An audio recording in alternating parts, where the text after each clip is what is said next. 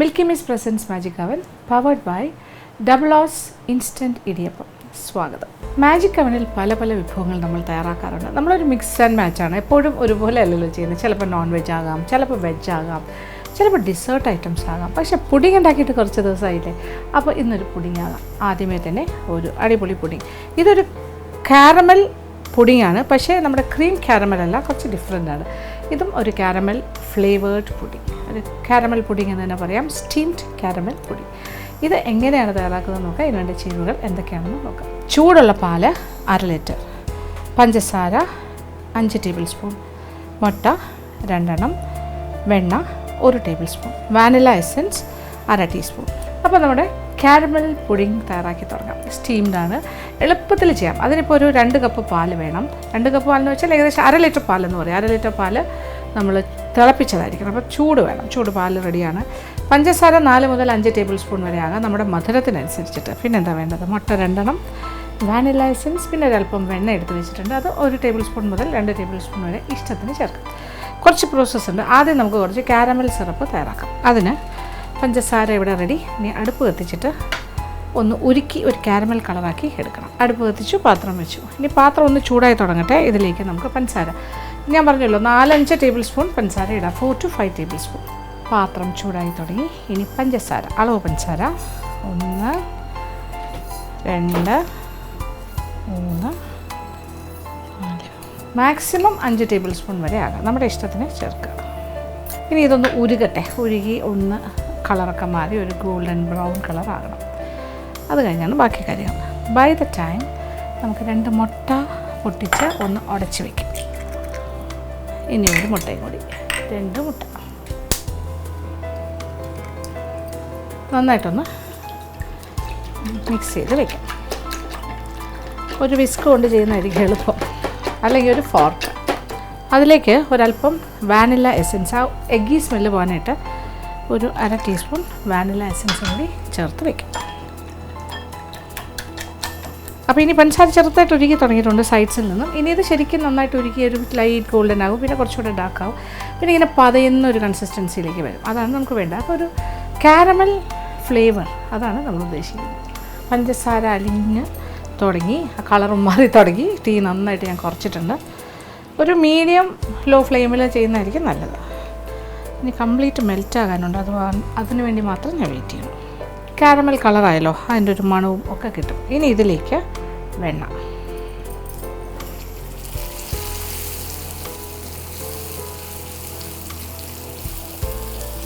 ഒരു table spoon വരെ വെണ്ണ ആദ്യം. തീ ഓഫ് ചെയ്യാം. എന്നിട്ട് കണ്ടില്ലേ, കളറൊക്കെ കുറച്ചും കൂടി ഒന്ന് മാറി. ഇതിലേക്ക് നമ്മൾ ചൂടുപാല്,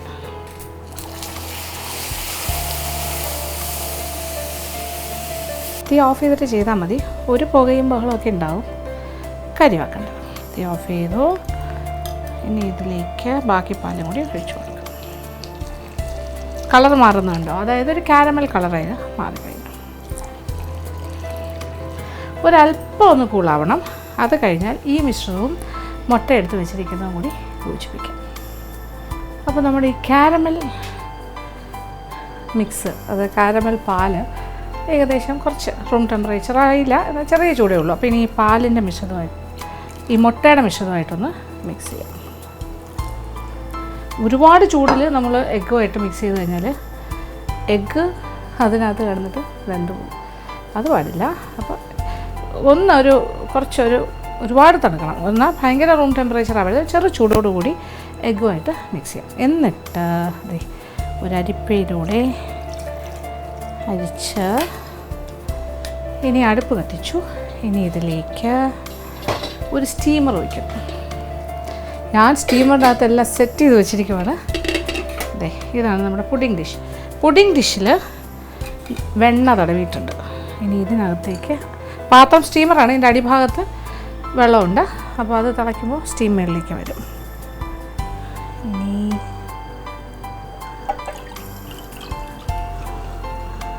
കാരമൽ പുഡിങ്ങിൻ്റെ മിശ്രിതം പാത്രത്തിലേക്ക് മാറ്റി. ഇനി ഇതിന് ഐദർ അലൂമിനിയം ഫോയിൽ കൊണ്ടോ അല്ലെങ്കിൽ അങ്ങനെ എന്തെങ്കിലും കൊണ്ട് കവർ ചെയ്യാം. പക്ഷെ ഞാൻ അതിന് പകരം ഒരു പാത്രം കൊണ്ട് അടയ്ക്കും. ഓക്കെ, എന്നിട്ട് വീണ്ടും സ്റ്റീം ചെയ്യും. ഇനി ഇത് വെള്ളം തിളയ്ക്കും, മുകളിലേക്ക് സ്റ്റീം വരും. ആ സ്റ്റീം കൊണ്ട് ഇത് നന്നായിട്ട് വേകും. അതുവരെ വെയിറ്റ് ചെയ്യുക. ഒരു ഷോർട്ട് മാജിക് ബ്രേക്ക്. അങ്ങനെ ഒരു അരമണിക്കൂറിൻ്റെ സ്റ്റീമിങ് കഴിഞ്ഞു. ഞാൻ തീയൊക്കെ ഓഫ് ചെയ്തു, അല്പം തണുക്കാനായിട്ട് സമയം കൊടുത്തു. അത് കഴിഞ്ഞിട്ടാണ് പുറത്തേക്ക് എടുത്തത്. അപ്പോൾ ഇതിങ്ങനെ നോക്കൂ, ഇങ്ങനെ ആടുന്ന പോലെ തോന്നില്ല, പക്ഷേ അത് കറക്റ്റാണ്. ഇത് പാകത്തിന് വെന്തിട്ടുണ്ട്. അപ്പോൾ ഇനി ഇത് ചൂടോടുകൂടിയും കഴിക്കാൻ വേണമെങ്കിൽ ഹോട്ട് പുഡിംഗ് ആയിട്ട് കഷ്ണങ്ങളായിട്ട് മുറിച്ച് സ്ക്വയർ പീസസ് ആയിട്ട്, അതല്ലാന്നുണ്ടെങ്കിൽ തണുപ്പിച്ച് നല്ല ചിൽഡായിട്ട് വേണമെങ്കിൽ കഴിക്കാം. അപ്പോൾ ഇതിപ്പോൾ ചൂടാണ്, അതുകൊണ്ട് ഞാനിപ്പം മുറിക്കുന്നില്ല. നിങ്ങൾ ഉണ്ടാക്കി നോക്കുക, തീർച്ചയായിട്ടും ഇഷ്ടമാവും.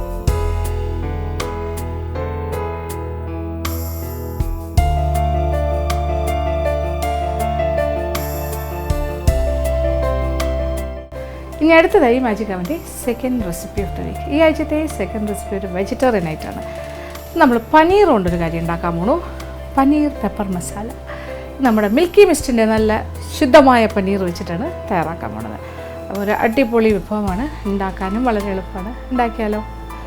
പനീർ പെപ്പർ മസാല. ചേരുവകൾ: പനീർ 400 ഗ്രാം ചതുര കഷ്ണങ്ങളായി മുറിച്ചത്, പനീറിലെ കോട്ടിങ്ങിന് വേണ്ട ചേരുവകൾ: കോൺഫ്ലവർ 1.5 ടേബിൾ സ്പൂൺ, മുളക് പൊടി 1/2 മുതൽ 1/4 ടീസ്പൂൺ.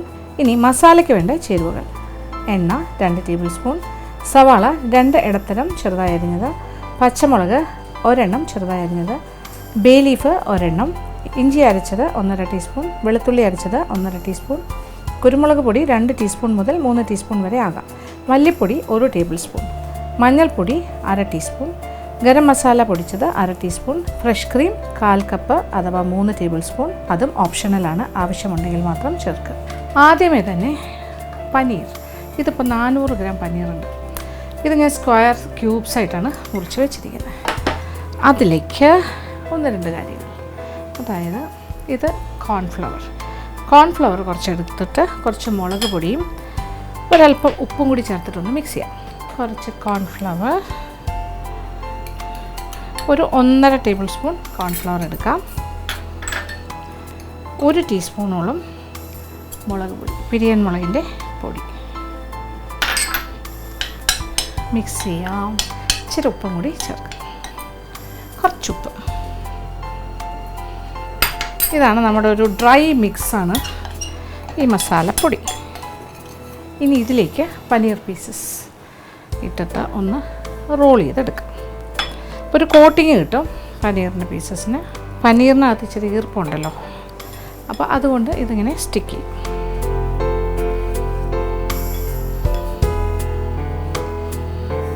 ഒരു റഫ് കോട്ടിങ് മതി, ഒരുപാട് വേണമെന്നില്ല. ഇങ്ങനെ ഉരുട്ടി എടുക്കാം. ഇനി നമുക്ക് തവ ചൂടാക്കിയിട്ട് കുറച്ച് എണ്ണ ഒഴിച്ചിട്ട് അതൊന്ന് ഫ്രൈ ചെയ്ത് മാറ്റാം. Shallow fry. നല്ലൊരു തവ ഇത് ചൂടാക്കാനായിട്ട് വെച്ച് കഴിഞ്ഞു. കുറച്ച്, ഒരുപാടൊന്നും വേണ്ട, 1 ടേബിൾ സ്പൂണിനകത്ത് എണ്ണ. ഇനി പനീർ പീസസ് ഇങ്ങനെ നിരത്തി വയ്ക്കാം. ചെറിയൊരു ഷാലോ ഫ്രൈ അത്രേ ഉള്ളൂ. തിരിച്ചും മറിച്ചും ഇട്ടിട്ട് ഒന്ന് ചെറുതായി മൂപ്പിച്ചെടുക്കും. ഇനി ഒരു സൈഡ് കുറച്ചൊന്ന് മൂക്കുമ്പോൾ തിരിച്ചിടാം. അങ്ങനെ നമുക്കൊന്ന് ഫ്രൈ ചെയ്തെടുക്കാം. ഇനി എല്ലാം തിരിച്ചിട്ട് കൊടുക്കാം. തിരിച്ചും മറിച്ചും ഒക്കെ ഇട്ട് ഫ്രൈ ചെയ്തെടുക്കാം. ഷാലോ ഫ്രൈയുടെ ആവശ്യമുള്ളൂ, നമ്മൾ ഡീപ് ഫ്രൈ ഒന്നും ചെയ്യണ്ട.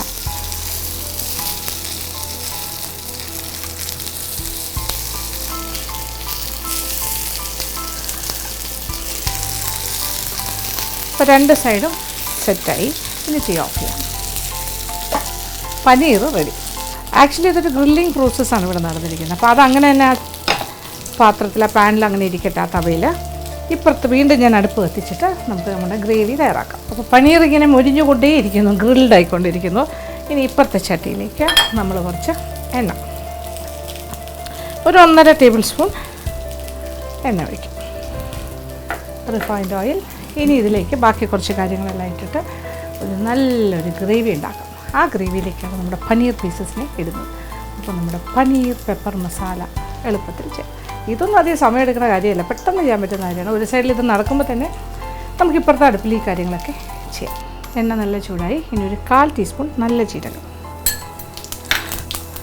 ഇനി ഇതിലേക്ക് ബേ ലീഫ്, ചെറുതാണെങ്കിൽ ഒരു 2 എണ്ണം വരെ ആകാം.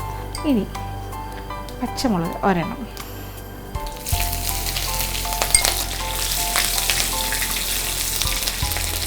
ആ ജീരകമൊക്കെ മൂത്ത് മണം ഒക്കെ വരും. അത് കഴിഞ്ഞിട്ടാണ് ഓരോന്നോരോന്നായിട്ട് ചേർക്കുന്നത്.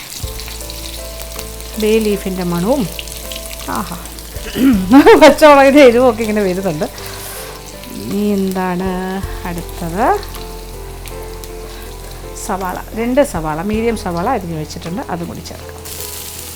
ഇത് ചെറുതായിട്ട് ഫൈനലി ചോപ്ഡ്, ചെറുതായി അരിഞ്ഞതാണ്. ഇനി നന്നായിട്ട് വഴറ്റിയെടുക്കാം.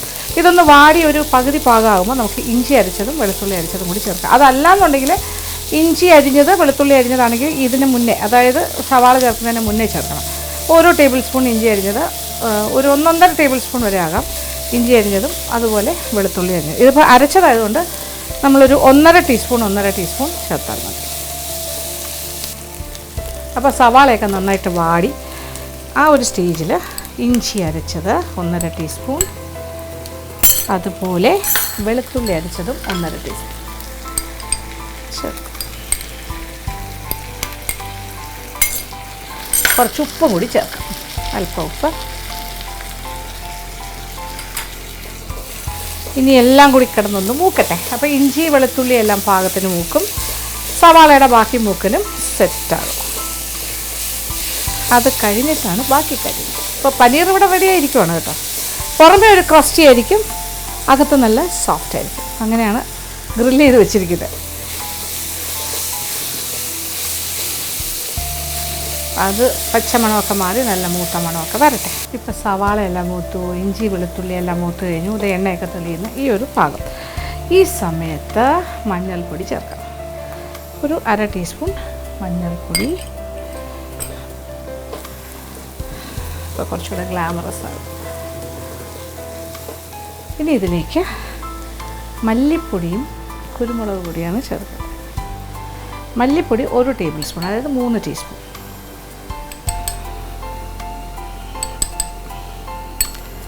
മല്ലിപ്പൊടി, അതുപോലെ കുരുമുളക് പൊടി. ഇത് എരിവിനനുസരിച്ചിട്ടാണ്. ഏകദേശം 3 ടീസ്പൂൺ വരെ ആകാം, അതായത് 1 ടേബിൾ സ്പൂൺ വരെ ആകാം. ഇപ്പം ഞാനിപ്പോൾ 2 ടീസ്പൂൺ നിറച്ചിട്ടു. ഇനി കുറച്ച് ഗരം മസാലപ്പൊടി, 1/2 ടീസ്പൂൺ ഗരം മസാലപ്പൊടിയും കൂടി ചേർക്കും. ഇനി ഇതിലേക്ക് തൈര് ചേർക്കുന്നു. മൂത്ത് കഴിഞ്ഞു, എല്ലാം മൂത്ത് കഴിഞ്ഞു പാകത്തിന്.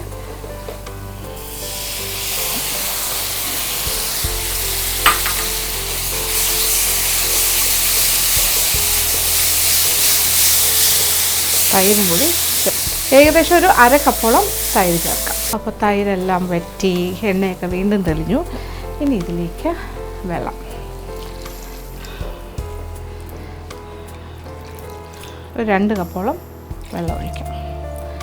ഇനി ഇച്ചിരി ഉപ്പും കൂടി ചേർത്ത് കൊടുക്കാം. കുറച്ച് ഉപ്പ് ചേർത്തു, പോരാ. നല്ലൊരു തിള വരട്ടെ. തിള വന്നു, ഗ്രേവി ഇങ്ങനെ തിളച്ചുകൊണ്ടേയിരിക്കുന്നു. ഈ ഒരു സ്റ്റേജിലാണ് നമ്മൾ പനീറിൻ്റെ പീസസ് ഇതിനകത്തേക്ക് ചേർത്ത് കൊടുക്കാം.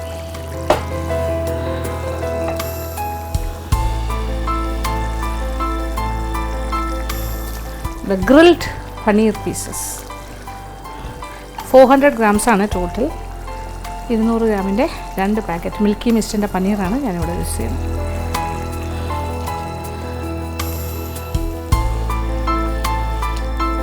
ഇനി എല്ലാം കൂടി കിടന്നൊന്ന് തിളച്ച് ചെറുതായിട്ടൊന്ന് കുറുകട്ടെ.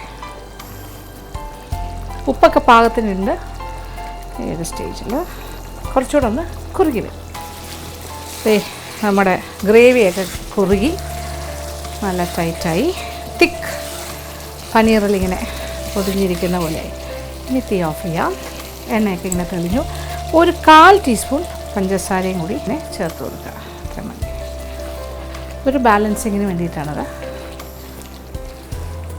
മല്ലിയില ഉണ്ടെങ്കിൽ ഇട്ട് ഫിനിഷ് ചെയ്യാം, അതും കൂടി ഇട്ടാലും നല്ലതായിരിക്കും. ഇത്രയേ ഉള്ളൂ. ഇത് ഇങ്ങനെ തന്നെ ഭയങ്കര സ്വാദാണ്. ചപ്പാത്തിയുടെ കൂടെ, പൊറോട്ടയുടെ കൂടെ, ഫ്രൈഡ് റൈസിൻ്റെ കൂടെ, പ്ലെയിൻ റൈസിൻ്റെ കൂടെ. പക്ഷേ ഇതിന് വേണമെങ്കിൽ ഒരു ട്വിസ്റ്റ് എന്ന നിലയ്ക്ക് കുറച്ച് ഫ്രഷ് ക്രീമും കൂടെ അവസാനം ചേർത്താൽ കുറച്ചുകൂടി ഗംഭീരമാവും. ഇപ്പോൾ മിൽക്കി മിസ്റ്റിൻ്റെ ഫ്രഷ് ക്രീം എൻ്റെ കയ്യിലുണ്ട്, അപ്പോൾ അതുകൊണ്ട് ഞാൻ എളുപ്പം ക്രീമും കൂടി ചേർക്കും.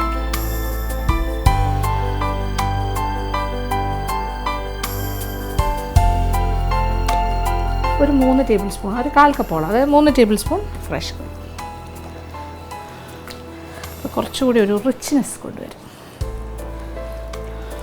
പക്ഷേ നിർബന്ധമില്ല, ഇല്ലെങ്കിലും കുഴപ്പമില്ല. ആസ് സച്ച് അങ്ങനെ തന്നെ കഴിക്കാൻ ഭയങ്കര ടേസ്റ്റാണ്. പെപ്പർ മസാല, പനീർ പെപ്പർ മസാല വിളമ്പ് പാത്രത്തിലേക്ക് മാറ്റും. പനീറൊക്കെ ഇങ്ങനെ ഗ്രേവിയിൽ കിടന്ന് ഒരു 10 മിനിറ്റോളം വെന്തിട്ട് കുറച്ചുകൂടെ സോഫ്റ്ററായി കഴിഞ്ഞു. ഇനി ഇതിൻ്റെ മുകളിൽ ഒരു ഗാർണിഷായിട്ട് മല്ലിയില ഉണ്ടെങ്കിൽ മല്ലിയില നല്ലതാണ്. കുറച്ച് ഫ്രഷ് ക്രീം കൊണ്ട് ഞാനൊന്ന്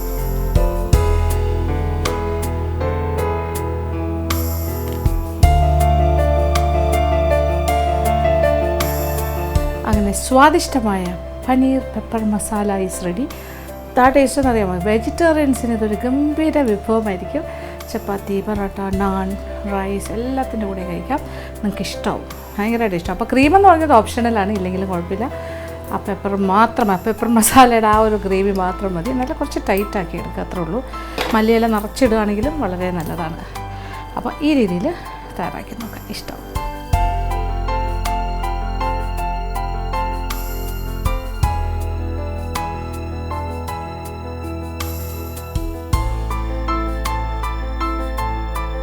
ഇന്നത്തെ എപ്പിസോഡിൽ കാണിച്ച 2 വിഭവങ്ങളും എല്ലാവർക്കും തന്നെ ഇഷ്ടപ്പെട്ടാണെന്ന് വിചാരിക്കുന്നു. ആദ്യം കാണിച്ചത് വളരെ സിമ്പിളായിട്ടുള്ളൊരു സ്റ്റീംഡ് പുഡിങ്ങാണ്, കാരമൽ സ്റ്റീംഡ് പുഡിങ്. കാരമൽ എഗ്ഗൊക്കെ ചേർത്തിട്ടാണ്, എഗ്ലെസ് അല്ല കേട്ടോ. രണ്ടാമത് കാണിച്ചതാണെങ്കിലും എളുപ്പത്തിൽ ചെയ്യാൻ പറ്റുന്നത് വെജിറ്റേറിയൻസിൻ്റെ ഫേവറേറ്റ് ആയിട്ടാണല്ലോ പനീർ പെപ്പർ മസാല. അപ്പോൾ ഈ 2 വിഭവങ്ങളും തയ്യാറാക്കി നോക്കുക, തീർച്ചയായിട്ടും ഇഷ്ടം.